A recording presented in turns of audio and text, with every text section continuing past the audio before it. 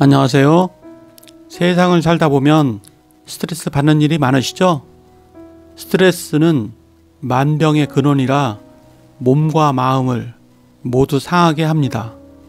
스트레스를 받지 않아야 즐겁고 건강하게 오랫동안 살 수 있습니다.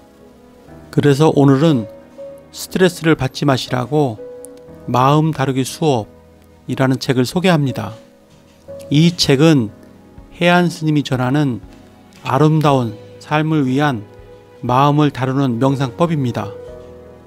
그러면 책의 주요 내용을 살펴보도록 하겠습니다. 1. 마음 길들이기. 항상 뭔가를 원하고 갈구하는 익숙한 방식으로 마음을 써서는 마음의 문제들을 해결하기 어렵습니다.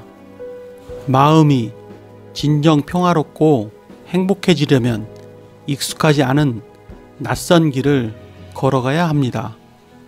이 낯선 길은 놓아버림, 마음의 멈춤, 만족의 길입니다. 이것이 명상의 길입니다. 여기서 진정한 지혜가 생깁니다. 마음의 집을 찾아. 우리 마음의 집은 어디일까요? 가장 편안하고 안심되는 행복한 집은 어디일까요? 그곳은 바로 이 순간입니다.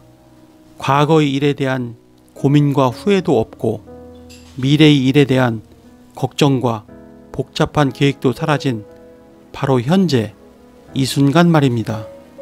사람들이 가지고 있는 스트레스의 95% 이상이 과거나 미래의 일에 대한 생각이나 감정에서 생기는 것입니다. 과거와 미래를 모두 놓아버리고 현재 이 순간 속에서 편안하게 휴식해 보세요. 잠시 아무것도 하지 말고 현재 이 순간과 함께 해보세요. 마음을 다루는 방법. 지혜와 지식은 다릅니다. 지식은 생각을 일으키지만 지혜는 생각을 멈춥니다. 지식은 집착하게 만들지만 지혜는 놓아버리게 만듭니다.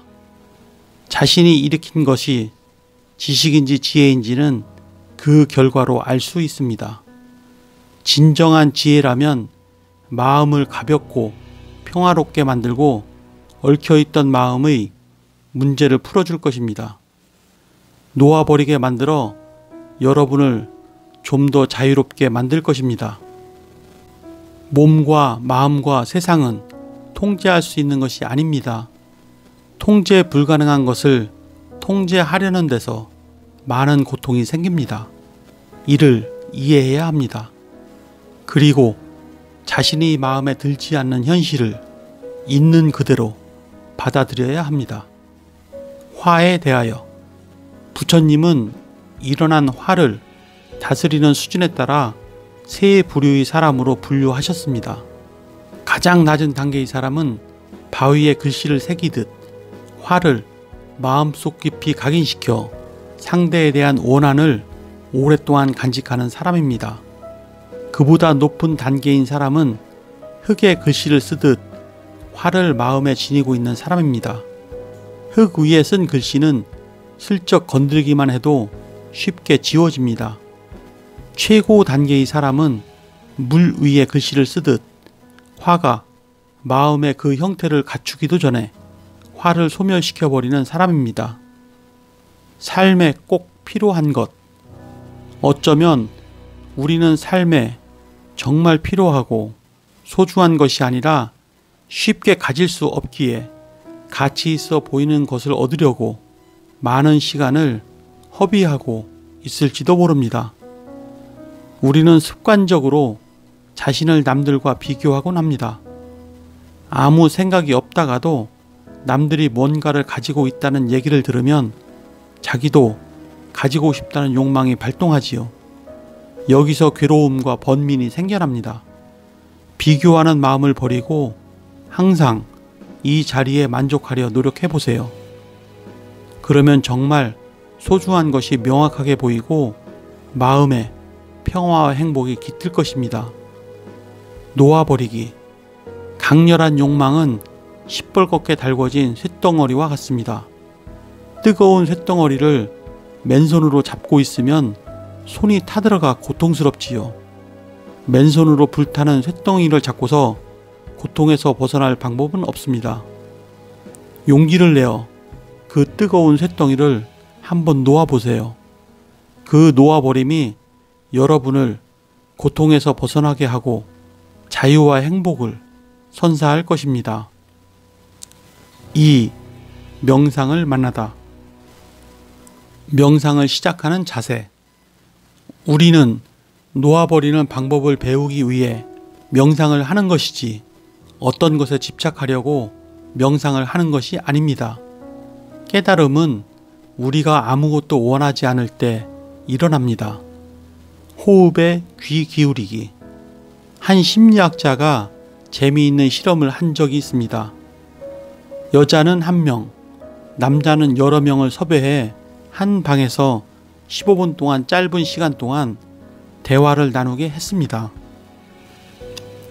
한 여자가 남자를 계속 바꿔가면서 대화를 나누게 했고, 여자가 대화한 남자들에 대한 호감도를 평가하게 했습니다. 실험이 끝나고 호감도를 측정해 보니 한 남자에 대한 호감도가 유독 높게 나타났습니다.